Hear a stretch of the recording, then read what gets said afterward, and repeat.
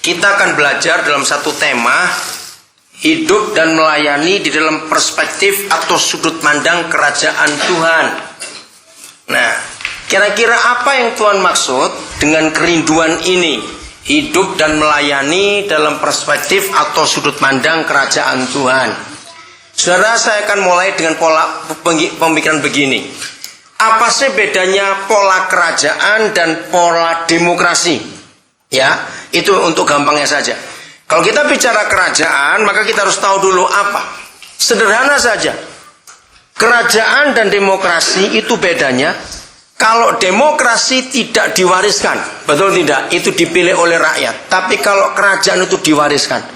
Nah, mengapa Alkitab begitu tepat dan selalu bicara soal kerajaan? Karena memang kita terima warisan pemerintahan itu, saudara. Ini kita harus akui betul-betul. Jadi lagi sekali bedanya kerajaan dan demokrasi adalah kalau kerajaan kita ini diwariskan. Rajanya mati, anaknya yang meneruskan dan terus begitu. Ya. Nah, itu yang kita harus kenali dulu. Kita buka Injil Lukas pasal yang ke-12 ayat yang ke-32. Saya minta salah seorang membaca supaya kita tahu bahwa kerajaan memang begitu yang dia inginkan atas kita. Ya.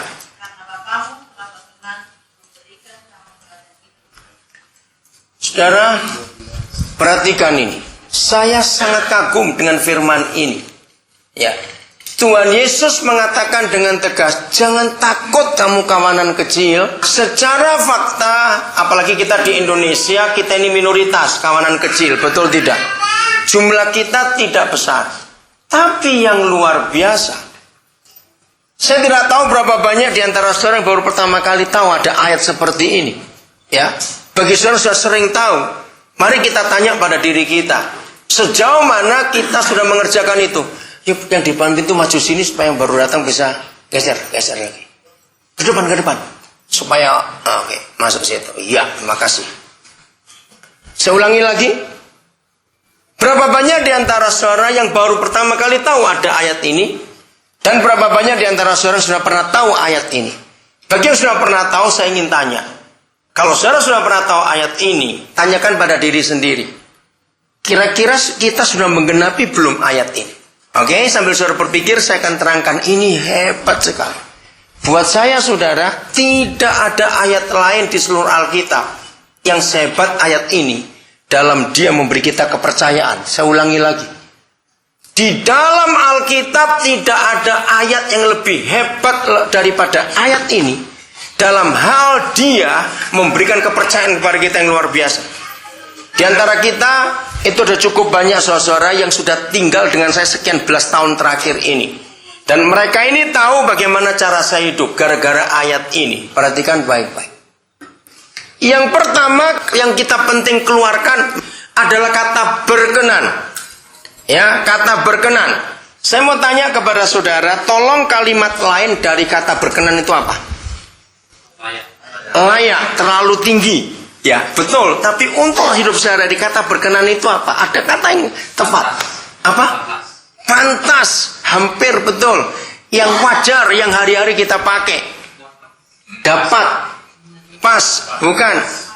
Layak, betul. Bisa. Oke, sekarang saya tanya begini kepada saudara.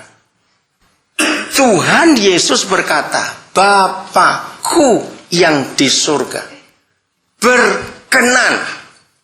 Nah, kata berkenan ini loh. Ada kata lain lagi. Saya mau pakai kata ini, berani mempercayakan kepadamu. Saya beri ilustrasi kepada saudara supaya saudara nangkap betul. Lagi sekali, tema kita adalah hidup dan melayani dalam perspektif atau sudut pandang kerajaan Tuhan. Ini nggak main-main. Saudara, mungkin tidak Susilo Bambang Yudhoyono atau Barack Obama. Ya, mungkin tidak. Dia bilang gini kepada salah seorang di antara kita, tolong gantikan posisiku sebagai presiden untuk seminggu saja. Ngerti nggak ilustrasi itu? Cepat jawab, mungkin tidak itu. Nah, Bapakku yang di surga itu berkenan. Bukan memberikan duit loh, saudara. Bukan memberikan kedudukan, bukan memberikan macam. Kerajaan itu kepadamu. Saya itu kaget betul dengan firman ini. Apa yang saudara dapatkan? Kalau hari ini saudara tahu betul bahwa Bapakku yang di surga berkenan. Tahu kata berkenan ya? Sebetulnya kata berkenan itu ada unsur kita itu nggak layak terima. Coba renungkan. Betul nggak? Saya ulangi. Kata berkenan itu menunjukkan kita itu nggak layak untuk terima. Dan memang kita tidak layak bajingan semua gini. Betul, jangan tersinggung. Sekarang masukkan dalam hidup masing-masing. Kita nggak cuma dibeli rumah, kita nggak cuma diberi uang sekian triliun, kita nggak cuma diberikan emas sekian kilo, tapi Bapakku yang di surga berkenan memberikan kamu kerajaan itu. Dan perhatikan lagi sekali yang saya kagum, sebagian atau seluruh? Coba lihat sebagian atau seluruh kerajaan itu? Seluruh, nggak main-main, saudara. Ya, saya nggak akan terus di ayat ini, tapi saya minta mulai hari ini masing-masing kita hidup dalam kebenaran ini. Satu saja dampaknya kalau setiap kita betul-betul mempercayai bahwa ini firman yang Tuhan Yesus katakan dan itu terjadi dalam hidup kita. Perhatikan tensesnya, ya perhatikan tensesnya.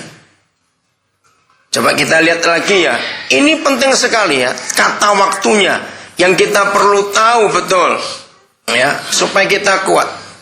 Janganlah takut hai kamu kawanan kecil. Karena Bapamu telah. Past perfect tense. Bukan akan. Bukan tunggu nanti. Bukan mudah-mudahan.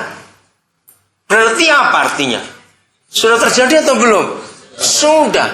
Nah. Kita pakai bahasa hukum. Dalam hukum kita tahu ada dua kata waktu. De jure dan de facto. Betul?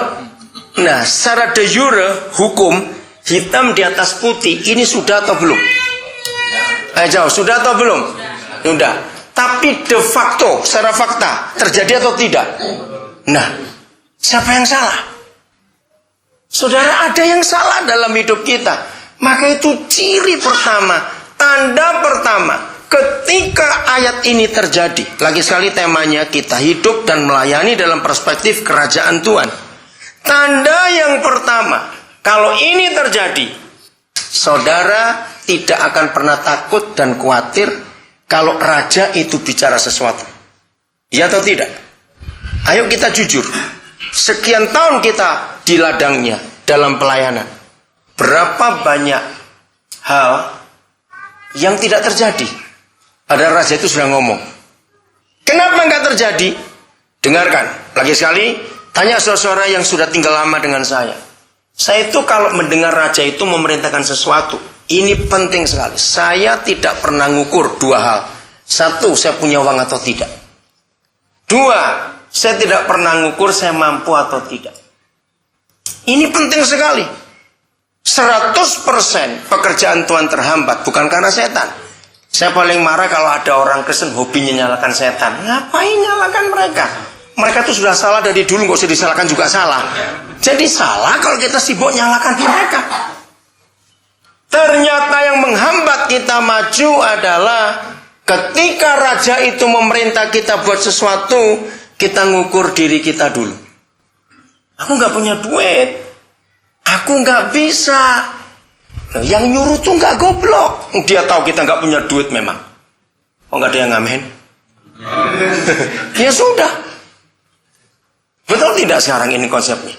Jadi ketika saudara mendengar perintah raja itu untuk mengerjakan apa-apa, lalu saudara diam untuk ngitung anggaran, budget, berarti sudah gagal kita. Yang raja itu minta hanya berkata ya atau tidak, mau atau tidak.